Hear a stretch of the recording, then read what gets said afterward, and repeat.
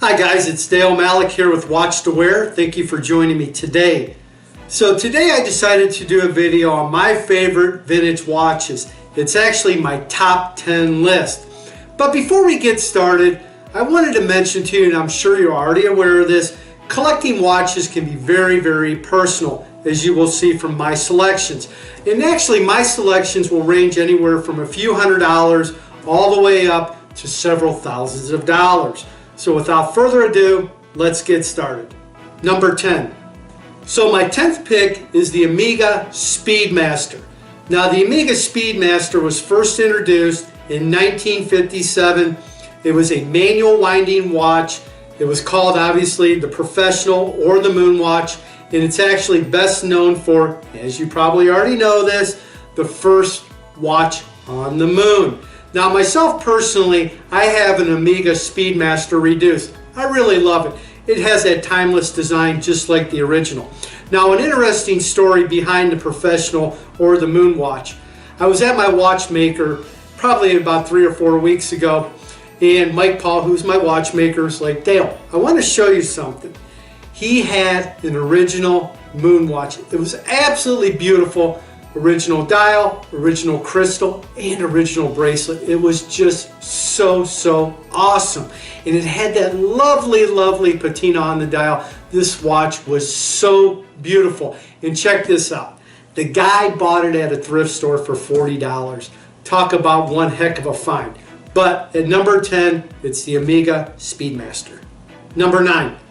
So my 9th pick is the JaegerLeCoultre Memovox. Hopefully I pronounced that name correctly. If not, I'm sure you guys are going to let me know. But for the sake of this video, let's just use the initials JLC. Now the Memovox first premiered in 1950, and then the Memovox Deep Sea made history in 1959. It was premiered as both JLC's first dive watch and the world's first dive watch / alarm watch. Now being a big Don Draper fan from Mad Men, he actually wore this watch in season 1. I fell in love with it then. It's just an absolutely beautiful looking watch. But the really cool thing about it, and probably more importantly the reason why I like it, is the different dial variations that it comes with. My personal favorite is with the black on the outside and the white in the middle. It's definitely a must-have. Number 8. So my 8th pick is the Heuer Carrera. Now the Heuer Carrera was first launched in 1963 under the leadership of Jack Heuer. Now when Jack left the company in 1982, it actually marked the final days of that model within the Heuer collection range. Now when Jack re-emerged back in the 90s with the help of TAG, they relaunched the watch. Now today's Carreras are a little bit bigger. They're probably right around 42 millimeters.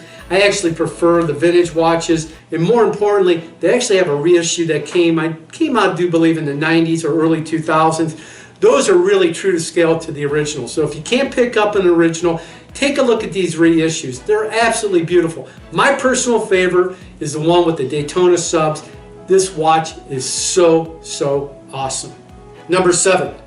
Now my 7th choice is the Breitling Transocean. Now the Transocean is just a perfect watch in every sense. It was launched in 1958 and it was the perfect accessory for the international traveler. It has very clean lines, and you gotta love the crosshair dial. I actually prefer a black dial, but the silver or white is absolutely stunning. It's a definite must-have in anybody's collection. Number 6. Now my 6th choice is the Wakmann calendar or triple date. Now as an importer and manufacturer of high-quality timepieces, the Wakeman Watch Company was founded in New York in 1946. At that time, the U.S. had increased duties and tariffs on imported Swiss watches, which opened up the door for Wakeman to partner up with Breitling. Now Wakeman also supplied timekeeping devices for the various armed forces, the U.S. government, commercial airlines, and believe it or not, radio and television studios. Later, obviously, the company was purchased by Breitling. Now the one thing I wanted to mention to you about these triple dates is how much they've increased in value over the years. About 4 or 5 years ago, you were able to pick up a Wakeman triple date, the reverse Panda, for less than $1,000. Now you can't touch these watches for north of 3,000 bucks. They really are a special piece and definite must-have in anybody's collection. Number 5. Now my 5th choice is the Omega Seamaster. I know what you guys are saying, the Seamaster, it's such a ubiquitous watch. You can find them on the watch forums, you can find them on eBay. There are tons and tons of them out there. But from my perspective, I just love that timeless design, and the movements are so robust. But anyway, the watch's history dates back to 1948 when it was first launched in celebration of Omega's 100th anniversary. And today it remains the oldest model in Omega's current collection.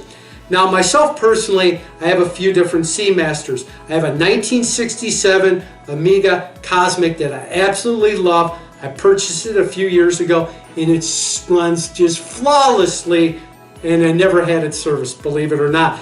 Then I have my everyday watch, which is my Omega Seamaster Quartz from the early 2000s. That's my daily beater. I wear that watch everywhere. I wear it when I travel, I wear it when I water ski, I wear it when I swim, I wear it when I go to the gym. It doesn't get any better than that. Plus, once again, like the Memovox, being a big Don Draper fan, as you know, Draper wore a Seamaster DeVille with the crosshair dial. Boy, just that timeless design. I love that dressy look. Doesn't get any better than the Omega Seamaster. Number 4. Now my 4th pick is the Rolex Submariner. Now the Submariner was first launched in 1953, and the first sub was introduced to the public in 1954 at the Basel Watch Fair. Now, being a big James Bond fan, as you know, Bond wore a Submariner in the movie Goldfinger at the beginning. He wore it with a wetsuit, and he changed into a tux, and it looks beautiful. Personally, I actually have a Submariner, as you guys know from my video on my watch collection. I purchased it back in November of last year. I didn't know if I was warming up to it or not, although recently I've been wearing it more and more, and I'm actually starting to warm up to it. But these Submariners have really gone up in value, and right now I think I'm going to keep it, at least for today. But at number 4, we have the Rolex Submariner. Number 3. Now my 3rd choice is the Heuer Monaco. It was originally introduced in Heuer in 1969 in honor of the Monaco Grand Prix.